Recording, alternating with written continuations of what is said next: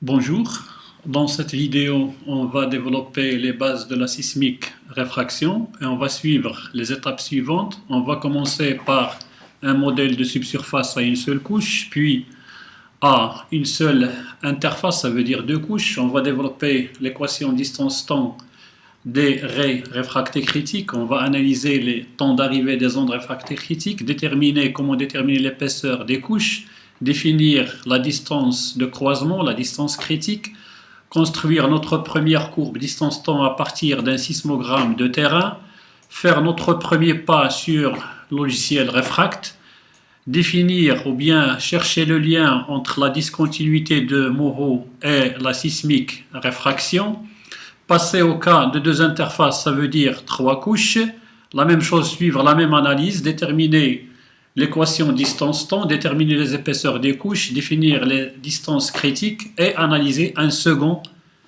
sismogramme de terrain, puis généraliser au cas où on a multiples interfaces.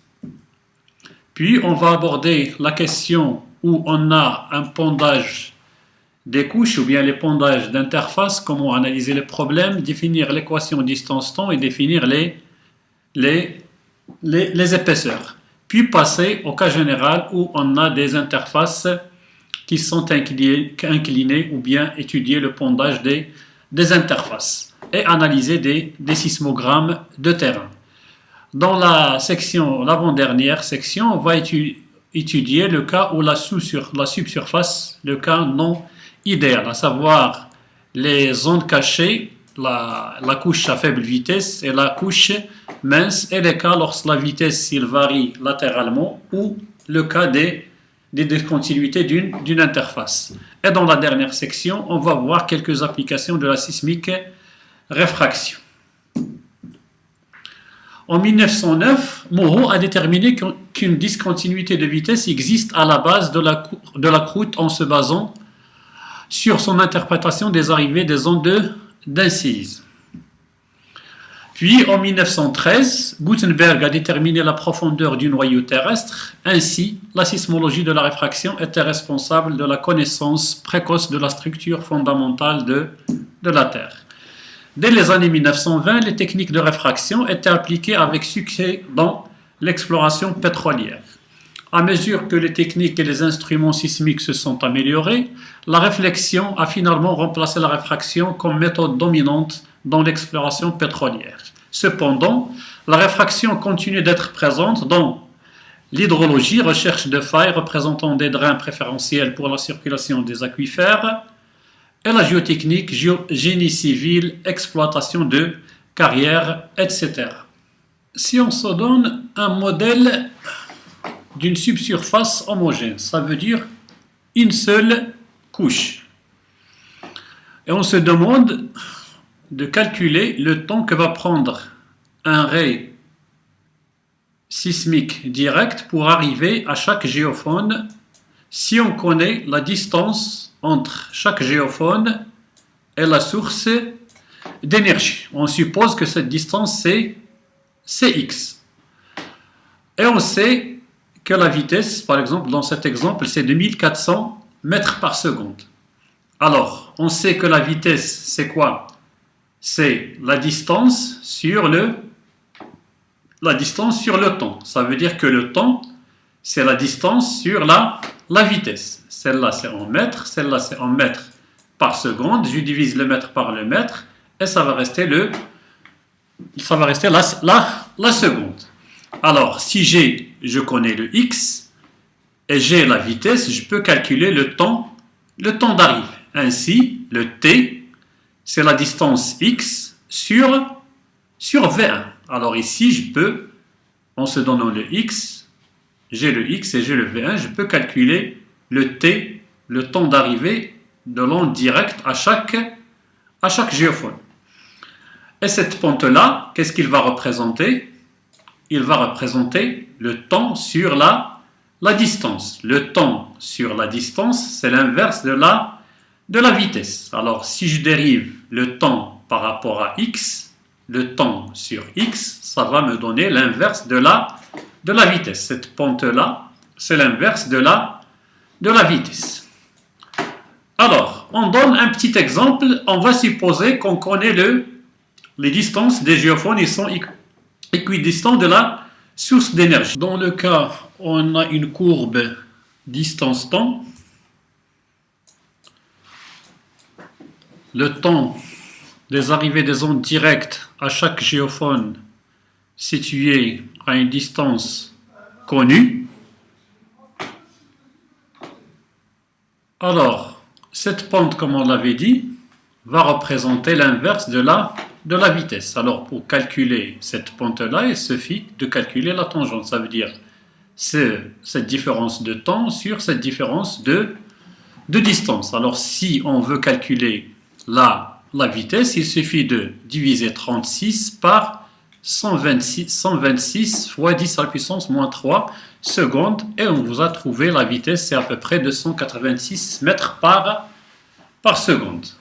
Maintenant, si on se donne un modèle de subsurface à une seule interface, ça veut dire deux couches, V1 et V2.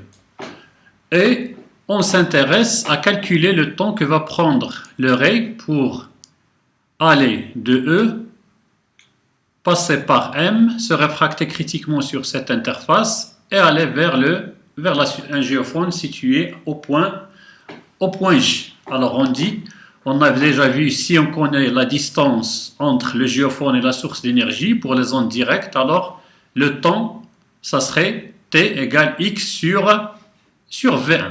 Alors ici, je rappelle que V1 doit être nécessairement inférieur à V2 pour que on ait la réfraction critique qui va se produire avec un angle θ ici. Ici, c'est dans les sinus, c'est V1 sur V2.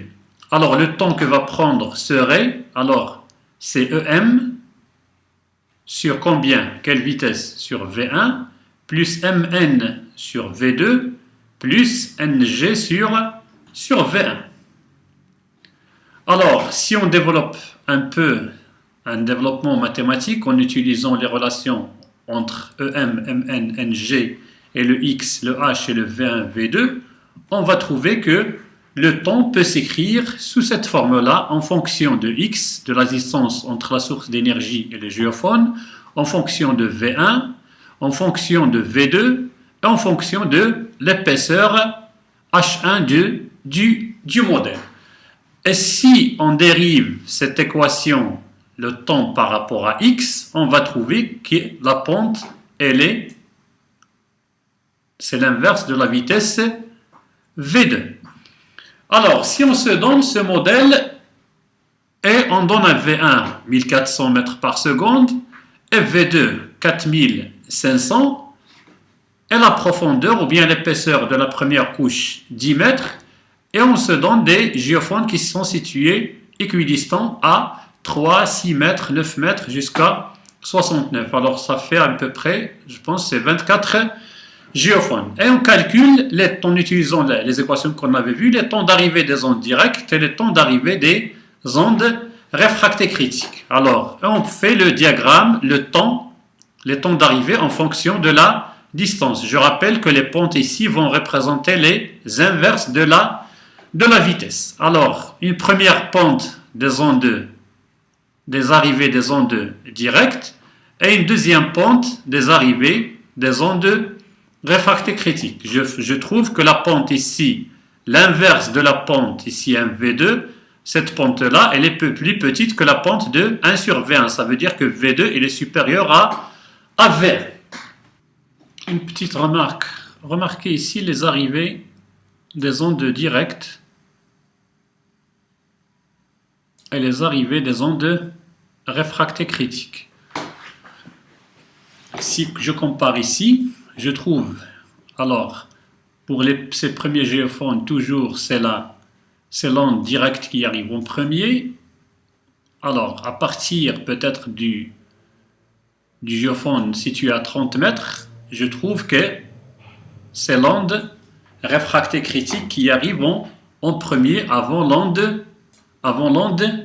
directe. Maintenant, une autre question qui se pose, comment calculer l'épaisseur de la première couche dans ce modèle de deux couches? Alors, on rappelle que ce segment, ou bien le temps d'arrivée des ondes réfractées critiques, était en fonction de H1, V1, V2 et de X. Alors, lorsque X égale 0, le temps égale TI. Alors, si je connais ce TI, X égale 0, ça va donner 2H1, V2 moins V1 sur V2, V1. Alors, d'où, si j'ai le TI, je connais le V1 et le V2 à partir des pentes, je peux calculer l'épaisseur. Alors, l'épaisseur, c'est TI sur 2 fois ce rapport en fonction de V1 et V2. D'où j'ai pu trouver l'épaisseur à partir de la courbe distance-temps. La distance de croisement. La distance de croisement, c'est lorsque les temps d'arrivée des ondes directes et des ondes réfractées critiques se croisent. Alors, c'est ce point. Alors, si je l'appelle X crossover, c'est par exemple, alors le temps, si j'applique l'équation des ondes directes, alors le temps pour celui-là, c'est XCO sur V1. Et si j'applique l'équation du temps des ondes réfractées critiques, je peux trouver la formule. Alors, le temps pour les ondes directes, c'est XCO sur V1. Pour les ondes réfractées critiques, c'est cette forme-là. Alors, si je connais le V1, V2 et je connais le X crossover ou bien les distances de croisement, je peux calculer par cette méthode ici aussi le H1 qui peut s'écrire en fonction de cette distance et des rapports de V1, V2. Un aspect très important concernant la sismique réfraction est celui de la distance critique. Sur la base de la géométrie de la réfraction critique, il y a une distance finie entre la source d'énergie et le premier point auquel cette énergie réfractée peut être reçue à la surface. Cette distance est appelée la distance critique. Alors c'est celle-là. La distance critique. Alors, 1/2 de la distance critique, si je calcule la tangente de θ ici, c'est x critique sur 2 sur l'épaisseur H1.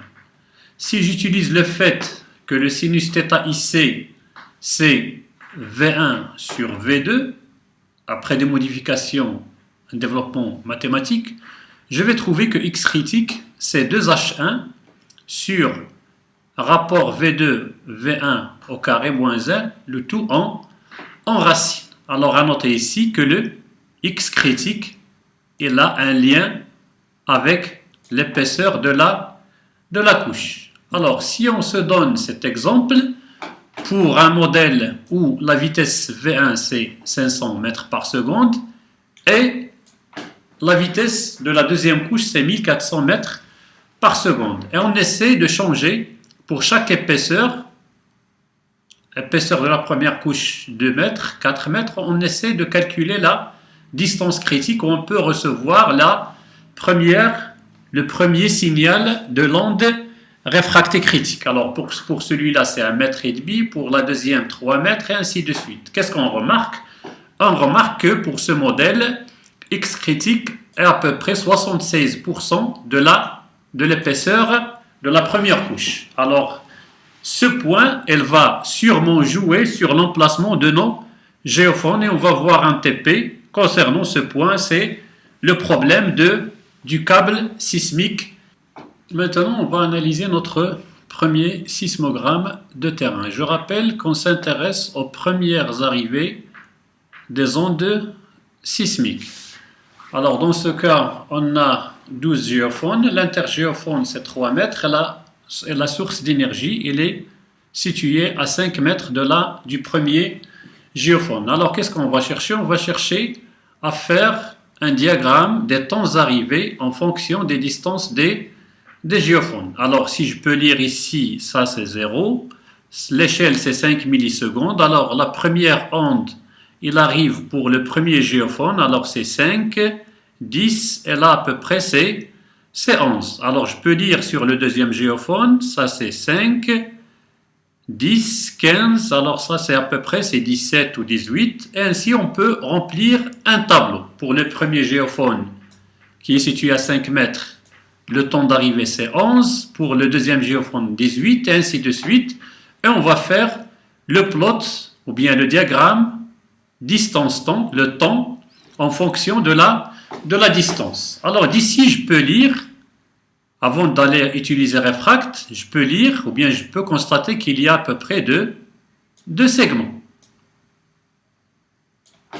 Ce premier segment qui passe par l'origine, ça devrait être l'inverse de 1 sur V1, des ondes directes, et celui-là qui est plus petit, c'est 1 sur V2. Alors, j'ai les distances, j'ai le temps, je peux calculer cette tangente et je peux avoir le V1, je peux avoir le V2, et le problème, c'est avoir le H. Alors, on avait dit l'épaisseur, on peut la calculer en utilisant le XCO, la distance de croisement, c'est celle-là, ou bien on peut utiliser l'intercept. Lorsqu'x égale 0, on peut lire ici le temps, c'est combien? C'est la méthode adoptée par Refract. La même approche a été suivie par Moreau. Elle a fait un diagramme distance-temps pour les premières arrivées sur des sismogrammes de stations sismiques. Elle a constaté que les ondes, ils se déplacent dans ce cas, à deux vitesses différentes. Elle a remarqué la première vitesse, c'est les ondes directes pour les stations proches de l'épicentre, et une autre vitesse qui est plus grande que la première.